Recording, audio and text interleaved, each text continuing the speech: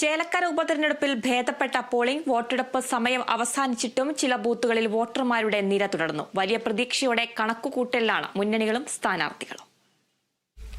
മൂന്ന് മുന്നണികൾക്കും പ്രതീക്ഷ നൽകുന്നതാണ് ചേലക്കരയിലെ വോട്ടർമാരുടെ പ്രതികരണം. പോളിംഗ് സമയം കഴിഞ്ഞിട്ടും മണ്ഡലത്തിലെ ചില ബൂത്തുകളിൽ വോട്ടർമാരുടെ നീണ്ട നിര പ്രകടമായിരുന്നു. LDF, NDA സ്ഥാനാർത്ഥികൾ രാവിലെ തന്നെ വോട്ട് രേഖപ്പെടുത്തി. LDA സ്ഥാനാർത്ഥി UR പ്രദീപ് ദേശമംഗലം വിദ്യാസാഗർ ഗുരുകുലം സ്കൂളിൽ ഭാര്യയ്ക്കൊപ്പമെത്തിയാണ് വോട്ട് രേഖപ്പെടുത്തിയത്. BJP സ്ഥാനാർത്ഥി K ബാലകൃഷ്ണന് പാമ്പാടി സർക്കാർ ഹയർ സെക്കൻഡറി സ്കൂളിലായിരുന്നു വോട്ടുണ്ടായിരുന്നത്. മണ്ഡലത്തിൽ വോട്ടില്ലാത്ത UDF സ്ഥാനാർത്ഥി രമ്യ ഹരിദാസും രാവിലെ മുതൽ സജീവമായി രംഗത്തുണ്ടായിരുന്നു. കഴിഞ്ഞ 28 വർഷമായി ഇടതുകോട്ടയായ ചേലക്കരയിൽ ഇത്തവണയും ചരിത്രം ആവർത്തിക്കുമെന്ന പ്രതീക്ഷയിലാണ് LDF. അതേസമയം ചരിത്രം മാറ്റിക്കുറിക്കുമെന്ന ആത്മവിശ്വാസത്തിലാണ് UDFും NDAയും. പോളിംഗ് പൂർത്തിയായതിനു പിന്നാലെ കൂട്ടലും കിഴിക്കലുമായി വലിയ പ്രതീക്ഷയിലാണ് മുന്നണികളും സ്ഥാനാർത്ഥികളും.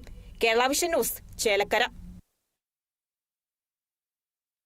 വയനാട് ലോക്സഭാ മണ്ഡലത്തിൽ വിജയപ്രതീക്ഷ പങ്കുവെച്ച് UDF സ്ഥാനാർത്ഥി പ്രിയങ്ക ഗാന്ധി. വയനാടിനെ സ്നേഹിക്കാനുള്ള അവസരം ജനങ്ങൾ തരുമെന്നും വയനാടിനായി കഠിനാധ്വാനം ചെയ്യുമെന്നും പ്രിയങ്ക പ്രതികരിച്ചു.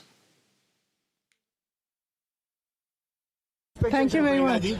My expectation is that the people of Wayanad, who have given me so much love and affection and so much kindness over these days, will give me a chance to serve them and to work hard for them. Thank you, ma'am. Will you overcome Rahul's majority?